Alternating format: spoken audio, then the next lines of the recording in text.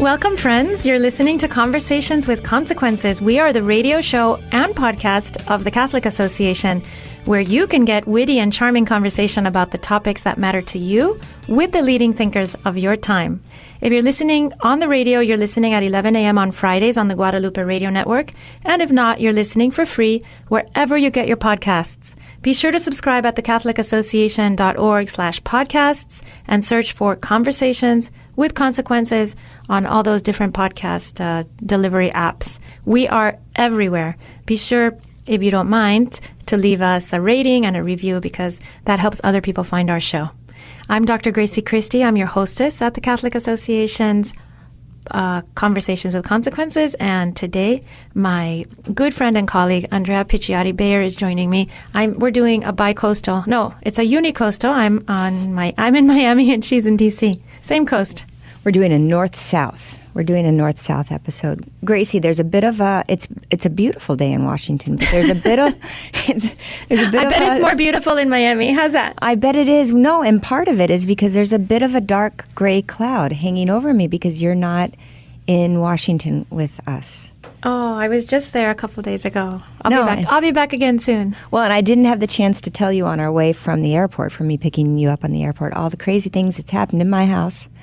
On the way, but I do want to let you know that I just got a note from my children's school that one of the girls only has Cheetos for lunch. And the horror! She's actually thrilled. She's actually thrilled about that. Does she pack her own box? I sometimes it's hard to keep track of everybody. I want to remind our listeners that between us we have 15 children, although Andrea's doing all the heavy lifting with 10. But apparently I'm not feeding or giving any kind of nutritional value to at least one of the kids. I'm hoping that other children, the thinner children, have There are these amazing things at my grocery store. I'm sure they're at your grocery store. They're called Lunchables. You buy 5 of them. Those are totally super expensive and gross. Oh. You really like that? No, you just made me feel bad. Your kids have been eating gross food. No, I'm sure your kids are doing just fine. So I don't always pack them a Lunchable, but sometimes when we're running late and things are a little crazy, I throw in a Lunchable. How's that? You can't make a fresh panini, yes. But I do, bringing us back to Washington, and the fact that you're not here is made a little bit easier because we've been able to bring into the studio, and in a little bit we'll have them, 2 really fantastic people that I think are responsible for the formation of Catholics in Washington. Perhaps you could give a little brief introduction. I was trying to who remember. They are. So we're going to have Father Charles Trullols, who is a priest of Opus Dei, originally from Barcelona. He was an architect and then studied in Rome to become a priest. And for the last couple years, he is the spiritual director and D.C. chaplain of the Catholic Information Center, which is a center right near the White House, where they have daily mass, a bookstore, spiritual direction, daily confessions, and where they are influencing the lawmakers in our nation's capital, which is amazing. I think that's such a wonderful thing. Yeah. Also, there's a tabernacle right super close to that has to be emanating all sorts of wonderful things towards the Capitol and all our lawmakers and executives and all that. And also joining us will be Emma Boyle. She is the director of one of their very special programs called the Leonine Forum, which is a formation program for young professionals and I think college students as well. And we're going to hear all about that in a little bit. Well, and it's incredible. If anyone is interested in learning what you can do on a grand scale in the place that you live, look at CIC. I mean, Washington, you wouldn't think this is going to be a place where you can get profound Catholic formation, but you can, and you can get it at CIC. I think we'll hear about what they're trying to duplicate in other cities, but it's a great charge to all of us. Wherever you are, you can make a difference in the church and in your community. And I just remembered the first time I was at the CIC Center was for a media training, actually, for Catholic Voices. That's how this was how many years ago? 4 years ago, I think. This is how I became part of the media. So now we're in the media. This is radio and podcast. So let's bring in our guests. Welcome, Father Charles and Emma Boyle, to Conversations with Consequences. Thank you very much. Thank you. Father, maybe we can start with you. So we've told our listeners what the CIC more or less is, but maybe you, since you know a lot more about it, you can give our listeners sort of a mental picture of what the Catholic Information Center looks like, what it does, and why it is located exactly where it is. Sure. So the Catholic Information Center is a chapel in the middle of Washington, downtown D.C. It has a beautiful bookstore. So this is what you see from the street. It's located on K Street, just 2 blocks north from the White House, in a very busy place. And the mission of the CIC is to bring Christ alive in the hearts and minds of everyone working downtown and in the city and, around the country, because as you know, Washington is a very, very transient city with people coming and going and looking for answers and looking for Christ. Mm-hmm. So the CIC has always been there for the last 60 years almost. Father, one of the things that's interesting about the CIC is you see a lot of regulars there. And you've developed, and we'll talk more about kind of developing the interest that people have to go there on a daily basis, whether it's for Mass or for formation or spiritual direction. But do you find a lot of walk-ins? Absolutely. So there are many people who come in just browsing the bookstore, or we have a sign outside of our location that says daily Mass and confessions before and after Mass, and it's in the middle of the street. So it's a very, it's a very in the middle of the I've street. seen it. I've seen that sign. It's very appealing. Absolutely. So people come in, and then they also discover that there is a chapel where they can pray. They can, they see a priest. I'm there all the time, from Monday to Friday. Which is curious because you're also everywhere else. Absolutely. Well, I don't have the power of bilocation yet, but I'm working on that. Father, when I've been to the CIC, I've been really struck by the location. You just mentioned it's right near the White House, and if this is a place where you hope to form professional men and women, obviously you chose that location very specifically. What does it mean to be in the center of the capital, basically the capital of the world in one sense, in some senses? Yes, there is a huge concentration of great professionals in that area. We have law firms and non-profit organizations, and we have people working in government or in think tanks, and there are Hill staffers or government staffers. There are military personnel working in that area. There are economists. So all those people need the nourishment of the sacraments, of the spiritual life. So this is why we chose, or it was chosen, because I was not there then, but we have been there for so many years, precisely to bring the spiritual life and the nourishment and bring Christ to all those professionals and people of all ways of life that are going to be making decisions for in our country and for our country and in their families and at home. So it's a very specific location that has been thought, and we are staying there. So we are very happy to have this opportunity to accomplish this great mission. Father, could you tell us a little bit about the relationship that the CIC has with the Archdiocese of Washington?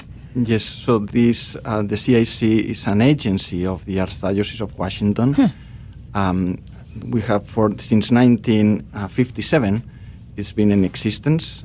It was before what is now. It was a lending library in the area where we are. It was a different location, and it was run by the Redemptorist priests until 1992, in which Cardinal James Hickey, the Redemptorist, left the running of the CIC because of personal difficulties in finding manpower to run it. So Cardinal Hickey approached Opus Dei. I'm an Opus Dei priest of the prelature of Opus Dei, and since then, since 1992, the director of the Catholic Information Center has always been an Opus Dei priest. However, the Catholic Information Center depends on the Archdiocese. So the Bishop of Washington is always my boss. I'm very happy, and I pray always for Bishop Wilton now. Emma's probably going to be scandalized because you're like 23, 24, 25. Close. Yeah. Father, I first met the CIC in 1998 when it was in its prior location. And I came back a few years ago and met your predecessor. And a friend of mine said, when she found out I was going to be interviewing you, ask Father Charles how he met Father Arnie.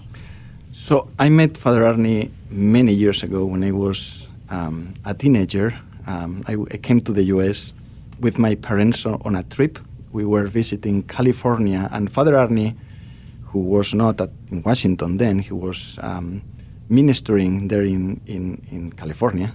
So I think we met him in San Francisco, and I went to a church with my parents and my family.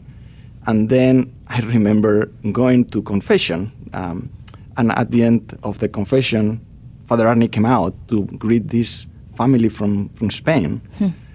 And I didn't know who Father Arnie was, and so I introduced myself, and that was my first contact. And then I never saw him again. So I went back to Spain. Little did you know.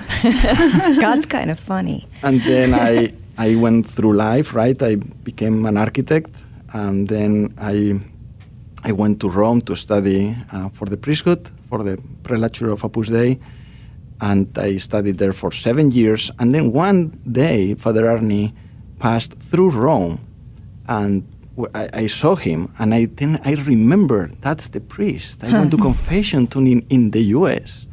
So I reintroduced myself, and I didn't see him again until I finished my studies. I did canon law and my doctorate in canon law, and then I returned to Spain for my first 2 years as a priest.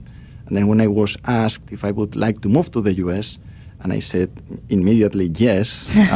Well, it took me some time. Little did you know. And anyway, and then I arrived in the U.S. I lived in Pittsburgh, in South Bend, in Chicago, and all of a sudden, I am asked to go to Washington D.C. To take the reins of the Catholic Information Center, and Father Arnie comes in my life again. So he was a very saintly priest. A good mentor, a friend, and anyway, he was loved here in Washington D.C. and he did so much good for the city and for the country. Well, you have very big shoes to fill, Father Charles. Absolutely. Well, and for the listeners who don't know, Father Arnie passed away how many years ago? 2 years ago, 2.5 years ago. And it left an imprint, a lasting imprint. Yes, in so many souls, people, again, coming to the CIC, priests, all kinds of people of all kinds of ways of lives. I think on our podcast show notes, we're going to link to that wonderful book that was written about Father Arnie. What was it called? By Mary Eberstadt. By Mary Eberstadt. It's the last homily. The last homily. Yeah, that's right. And, it's a beautiful book. Yeah, it's an interview. It's an interview. Yeah, he was, Mary Eberstadt interviewed him in his last months of life, and it goes through a variety of themes, and it was really, really amazing. I think our listeners that don't know the CIC personally could get a very impressive impression of what kind of spiritual direction was taking place at the CIC under Father Arnie, and of course now under you as you have taken the reins of the place, Father Charles. And I'm looking at the website, and it lists how many people are going through the CIC. It's not a very big place. It says 30,450 plus annual event engagements over the last year, 13,000 plus annual daily mass attendees, and over 6,000 annual confessions and spiritual direction appointments. So I'm assuming you're there 24 hours a day, 7 days a week. Well, thank God I have some help, right, and a great team of people who are helping me, and other priests who also are very generous with their time, and they I mean, I cannot do that all by myself, right? But the team is completely dedicated to our mission and to the new evangelization that John Paul II had in his heart. And what kind of annual events do you hold? I've been to one, or I think I've been to two. One was on adoption. That I think the National Review Institute held a conference there on adoption, and I spoke. And there was another one, but I can't remember what it was. But what kind of things do you do? Yeah, we host many speakers throughout the year. They talk about different topics related to our faith, to the church, to current issues that are interesting in our society, and we have book signings, and so it's a very alive place full of intellectual content and spiritual content, right? Father, I'm going to make a little brief confession here. I was trying to figure out. Sorry, we'll do this. You can listen to Emma as well. That in planning out who we're going to have on and the themes and the topics that are most of interest, I was thinking, gosh, how am I going to figure this all out? And then I realized I'm just going to look at the CIC website. Because there, you guys are really at the cutting edge as far as knowing who are the great authors that are writing, not just kind of Catholic spiritual writing, but also the work that Catholics today in the middle of the world need to be reading to understand, to inform ourselves. And so don't be surprised if there's a curious mirror image that you see in the people that we asked to come in and the people that you have in, because you've done a wonderful job. Thank you. We just redesigned our website to be able to reach out to more people, and now we have all our speakers and series and programs are featured there, so you can go to the website and listen to them afterwards. Anyway, and then also we live stream the different also events, and we have our annual gala every year. Super fun. We love it. Oh my gosh, is it super fun? And we give every year an award for a person who has excelled in the new evangelization that, again, John Paul II had in mind. And this year we gave the award to Robbie George. Mm-hmm. We're part of the Robbie George fan club. He gave a great speech. We also love the speech given by one of his students who admires him very much, a Jewish fellow that I can't remember his name right now. Yeah, the Mayflower, the hotel where we always host the gala, was very well bursting at the seams. Exactly. It seemed like everyone who was anyone was there. What's great too is you've created a lot of alliances with other organizations in the city. Mary Hassan from the Catholic Women's Forum is a dear friend of Conversations with Consequences, and I know that you've done a lot of kind of co-sponsoring of events. How has that been for you to reach out to these other groups that are helping inform and educate? We have all of us have a common mission, right? And again, we cannot do that by ourselves, and we have great institutions and organizations out there that can benefit.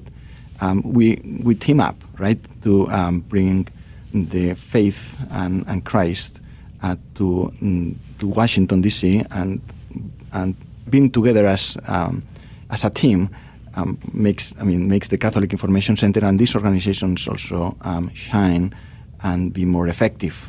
So I'm very proud. I'm very happy to have all these partnerships with all these organizations. I think they're happy to have them as well.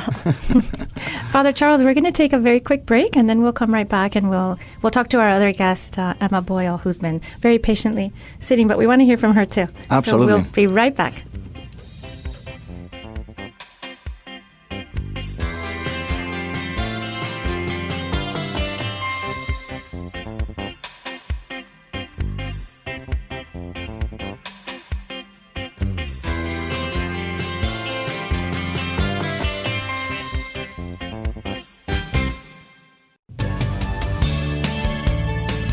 Welcome back, friends. I'm your hostess, Dr. Grazie Christie, joined today by my good friend and colleague at the Catholic Association on Conversations with Consequences, Andrea Picciotti-Bayer. Hello, Andrea.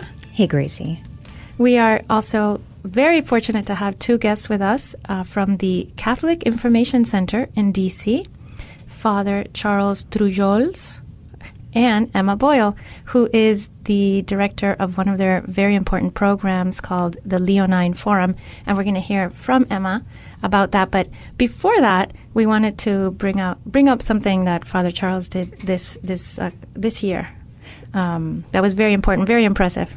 Gracie, I was mentioning to Father a couple days ago that I was listening on the radio to the National Day of Prayer and the prayer that was beginning, and I heard what I thought was one of the most profound catecheses on the Catholic faith in the person that gave the first prayer.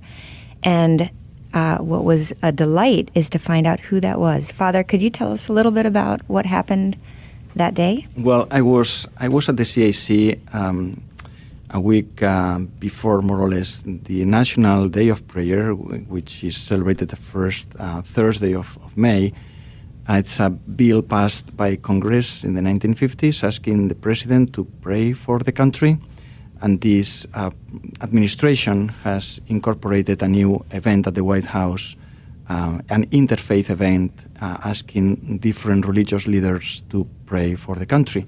So this year I received this phone call asking me if I would be interested or willing to be the Catholic representative for the country. So I was shocked, right? Did you faint? I almost fainted.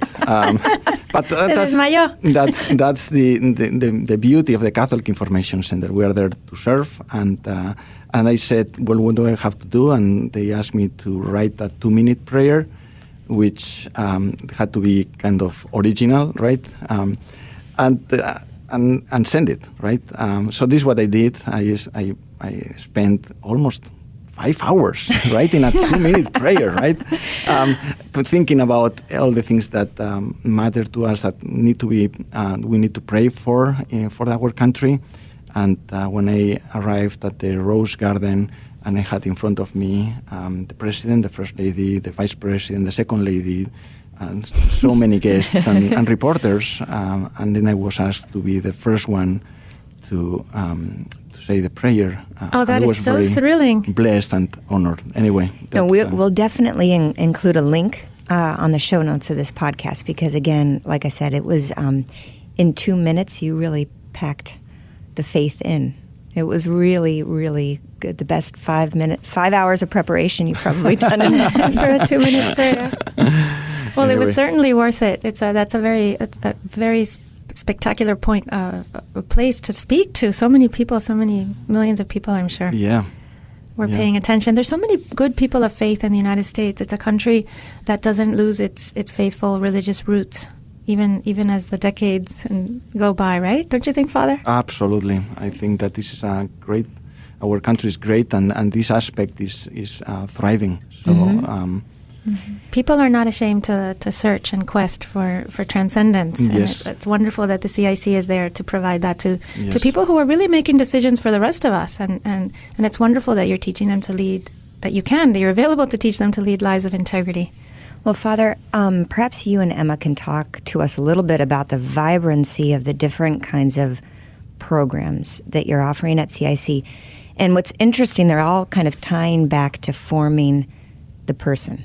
You know, you're not, although you've got these great numbers, I know that every person that you interact with, it's their soul that you're concerned about. It's their path, hopefully to heaven, that you're going to be accompanying them on. So if we could maybe spend the rest of this conversation talking a little bit about the diversity of activities that you have going on. Sure. One program that originated at the CIC is the Leonine Forum. And it's a program specifically for young professionals that Father Arnie founded with Mitch Boersma in 2013 to serve the young professionals who were already coming to the CIC. They were coming for Mass and events and spiritual direction. And Father Arnie and Mitch saw that there was a need for particular formation for these young professionals to bring them together so that they could study, so that they could discuss and grow in community together. And the Leonine Forum has continued to grow in the last 6.5 years. it has now expanded to New York and Los Angeles, and next fall to Chicago, while continuing to thrive in Washington, D.C., where we're continued to be hosted by the Catholic Information Center. Now, do you find that young people have kind of the faith foundation when they come into the Leonine Forum, or is it that you're building up their understanding of the faith along, or is it kind of both? I would say both. We do want to engage the person and serve the person, and meet each person where he is, where she is. So we have a lot of people who maybe they attended an outstanding university and maybe they received some of this formation, but maybe they didn't. To receive this teaching in the church's social doctrine and to continue to dive into these documents and the legacy of what the church has to teach us about living our faith in the public sphere. These young people, Emma, are specifically you want them there because you see in them that they're going to be leaders going forward, right? Absolutely. And they come from a diversity of professional backgrounds, and they have demonstrated both an eagerness for this teaching and formation, and also a capacity for leadership and a desire to live their faith in their personal and professional lives. And that's what we seek to serve them in. And what does leadership look like from a young professional who's been trained at the Leonine Forum? What makes them special? We like to say that leadership is service. And so we see young professionals who want to live out their faith in a real way, in an authentic way, and do that in their personal lives, in their families, but then also in their professional lives. And we look to these great patrons that we have, that our name, the Leonine Forum, comes from these two great popes, Leo the Great from the mid-400s, who defeated Attila the Hun and spoke eloquently about the Incarnation. And then, of course, Leo the 13th from the late 19th century, who is credited with bringing about this modern manifestation of the social teaching of the church. A couple of weeks ago, we were speaking with George Weigel, who was talking about exactly this Leonine revolution, where the church really kind of started to engage with modernity and the modern world. And I was wondering, when I was like, how did they come up with that name? Yeah, Excellent. And I love that term, the Leonine Revolution, because the church is unafraid of the problems of the modern world, and the church has an answer to every one of the problems. And while these problems continue to change and develop as society changes and develops, the truth is eternal. And so the truths of our faith and the truths of the church are continually applicable and continually serve as a resource for us in our daily lives. And what does the Leonine Forum look like in action? So we bring in a group of, we call them Leonine Fellows, through an application process, and then they form a cohort in each city, and then that cohort will come together 10 times throughout the academic year, so between October and June, for a monthly session. So there's a reading, maybe 50 to 80 pages of reading, and these are important encyclicals and documents from the church, dealing with a particular issue. And so we start out with an exploration of the theology and philosophy that underpins our understanding of the human person. And then in the second half of the year, we turn to more practical applications of social teaching in our daily lives. Do you meet on the weekends? No, we meet on a weeknight. So in D.C., we meet at the Catholic Information Center, gather for either Mass or adoration to start us off. We have time to gather and have a conversation. We have a session that's presented by a major thought leader from either the city or elsewhere in the United States. And then over dinner, we continue the discussion. Now, I'm a Facebook friend of Father Charles, I think we're friends. I think we're friends beyond Facebook, but I think that I'm a Facebook friend, or other people that tag Father Charles. A lot of the Leonine Fellows go out of their city as a group to some of the most important parts of our faith, right? To go to Rome, or maybe you can talk a little bit about those experiences, because it strikes me as being life-changing. And yes, we just started pilgrimages, right? To bring the opportunity to all those fellows to experience and the roots of our faith. And we just went to the Holy Land Awesome. A year and a half ago. It was an amazing experience. I had never been there myself. I was taken aback, and we had Emma was with us as well, and we had a group of 40 people. And then last year we went to Rome as well, of course, and we had also a great spiritual experience. Well, I lived there for 7 years, so I know Rome really well. But that's part of our program as well, right? To bring these fellows to experience personally the faith that we are learning about at the Leonine program. Well, and it really connects people not only within your program but within the Universal Church, right? Especially when we kind of go back home. Yeah.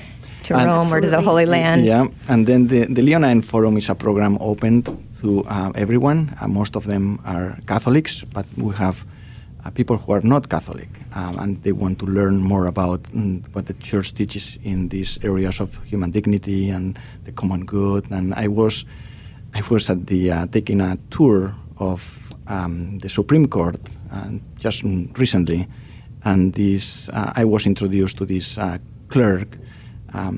clerking for one of the justices, and I asked her what she was doing, and I told her, listen, and you should look into the Leonine program that we have at the Catholic Information Center. And she said, oh, Father Charles, I already know about the program. And okay, so what are you waiting for? And then she mentioned, well, I'm not Catholic. And I said, well, don't worry, there are many fellows who are not Catholic, and they enjoy the program. And then she says, well, the thing is that I really don't, I'm not thinking of becoming a Catholic. And I said, well, you don't have to become a Catholic. Don't worry. Nobody's going to push you or anything. It's just, and then she mentioned, well, I've heard from my friends that there are some people who have become Catholic. So we enjoyed the conversation. And anyway, so that's the Leonine Forum is a very alive, great program that Emma is behind the scenes organizing everything, and we are very happy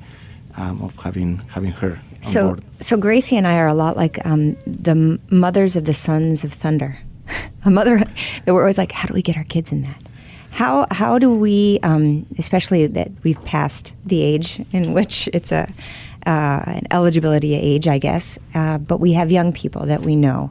How do we direct them? What would you recommend is the best way to get that information out to them? Sure. So our application process kicks off every year in the late spring, and it is a competitive process, especially in D.C., but that will kick off in May or June, and it continues through the summer, and then the formal program itself runs the academic year.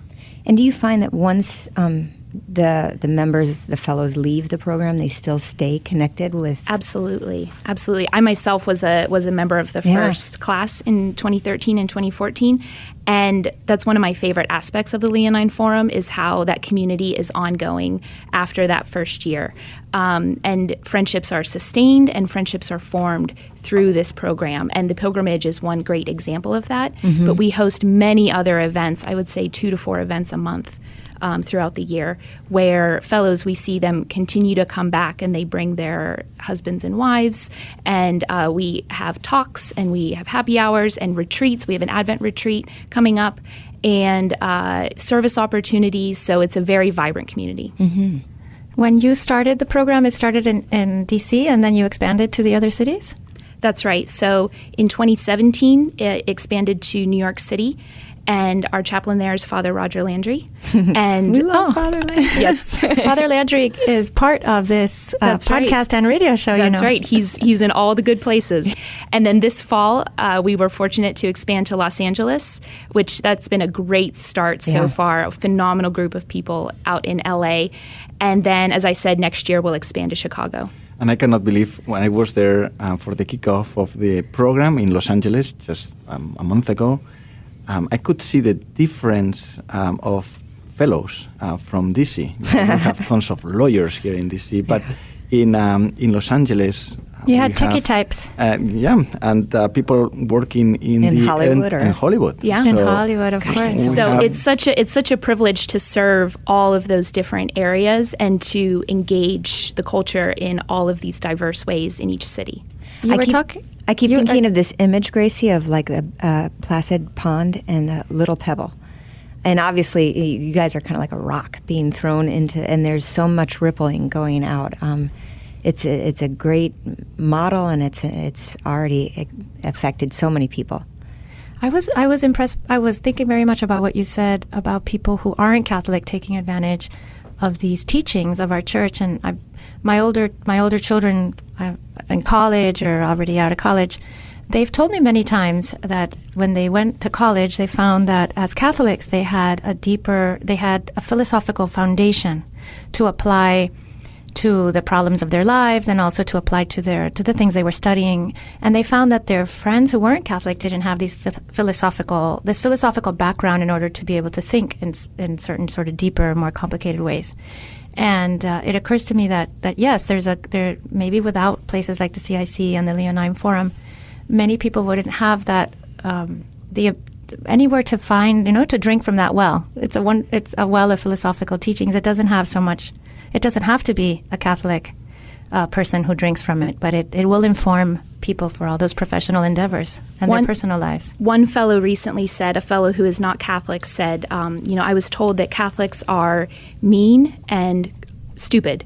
But really? I know so many Catholics, he said. I know so many Catholics who are kind and who are intelligent, and I want to know what they believe and why. Beautiful. And so there was a beautiful opening, that he wasn't Catholic himself, but that he understood through this personal witness of his Catholic friends that there was something more there. And so now he is ready to engage with these deeper teachings.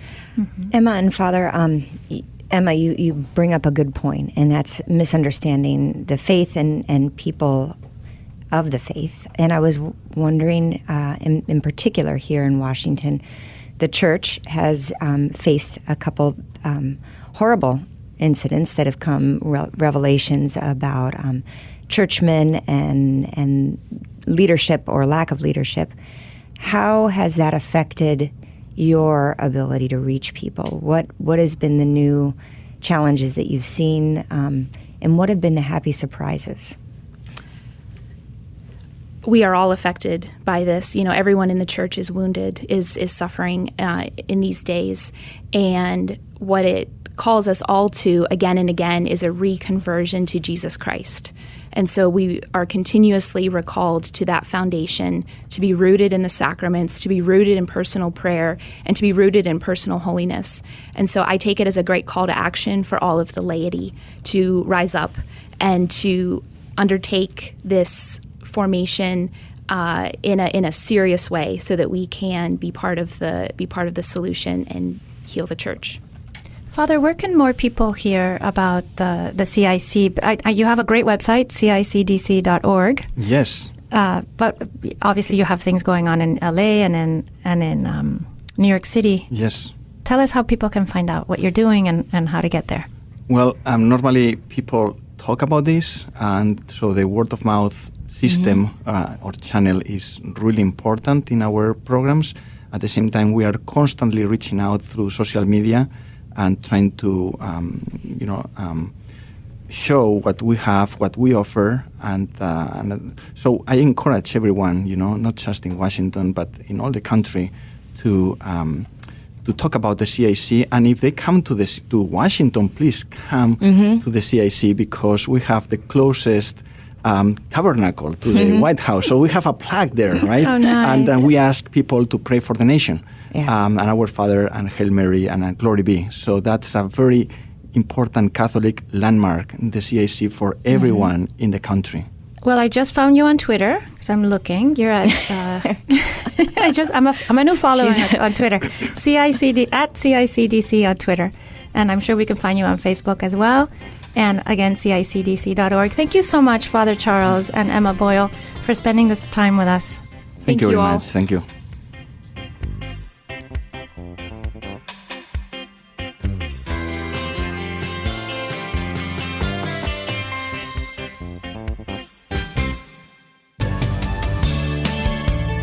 Every morning, the Catholic Association reviews all the latest news and sends our subscribers a carefully curated collection of the most important news of the day. Items are specifically selected for a smart Catholic audience like you.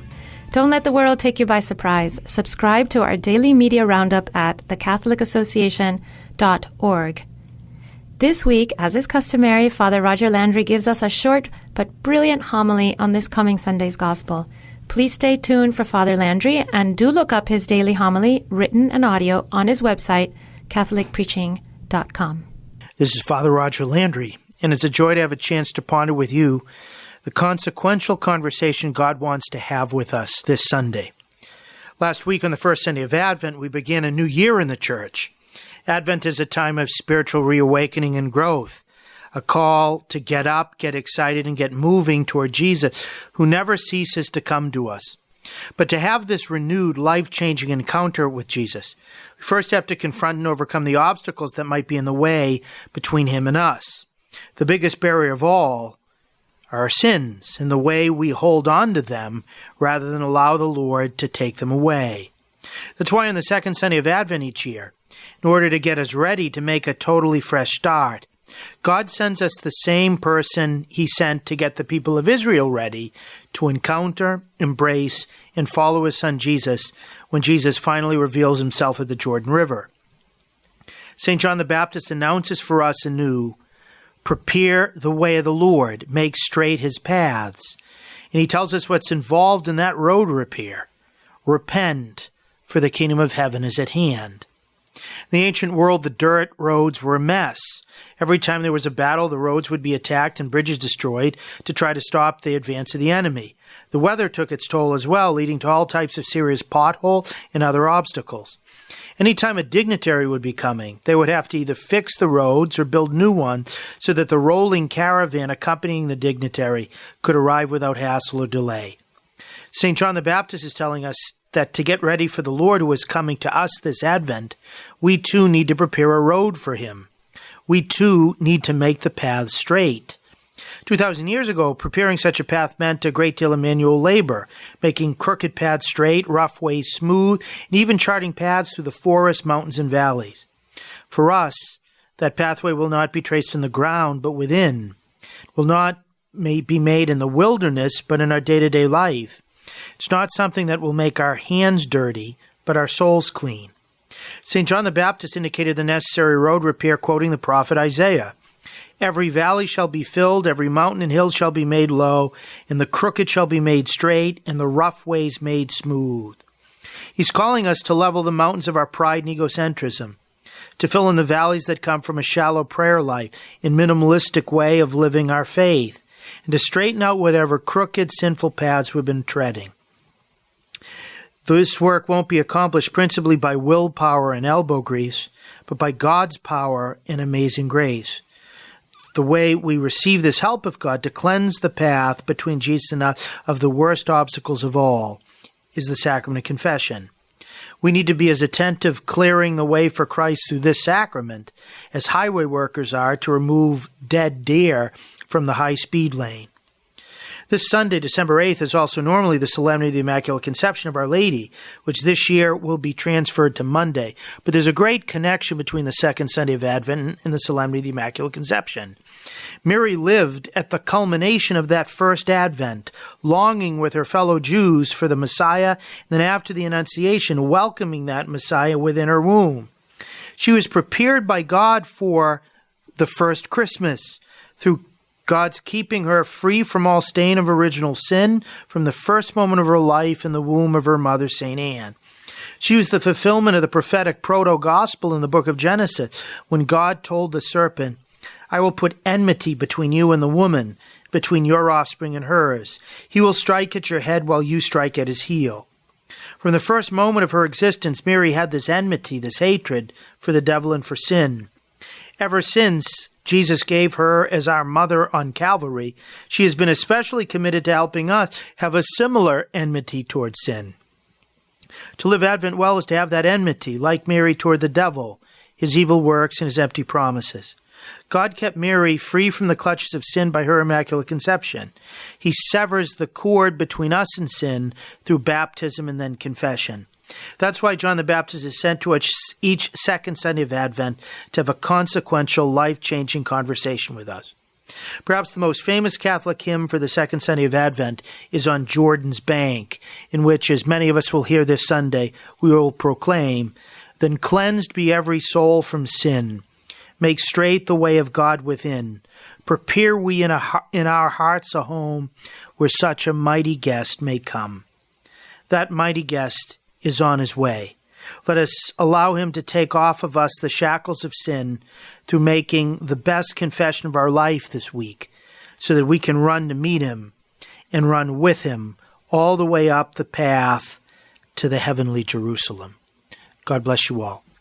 Thank you so much, Father Landry, for that weekly treat that you give us here at the Catholic Association's Conversations with Consequences. We've had a very consequential conversation, I think, today with our friends from the Catholic Information Center in D.C.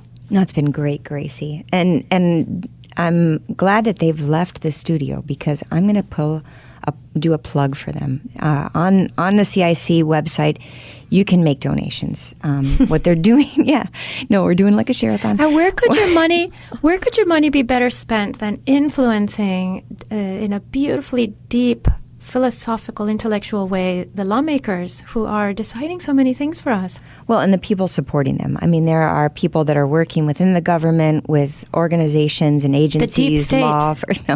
law firms. The main thing is people are all over the place, and you've got to figure out how to make your money go far. And I think any kind of contribution to CIC is an incredible investment in both the young people that are going there, but also the place that's there for everyone in D.C. And if you do come and visit the nation's capital, pop in, make a visit to the Blessed Sacrament, go to Mass, buy a book, see Father Charles, visit with Emma and the other folks that are working It's really there. a stop in that list of things, the must-sees of Washington, D.C., right? It really is. You have to hit the Jefferson Monument and the Washington Monument and the CIC. And the Basilica. No, it really was great.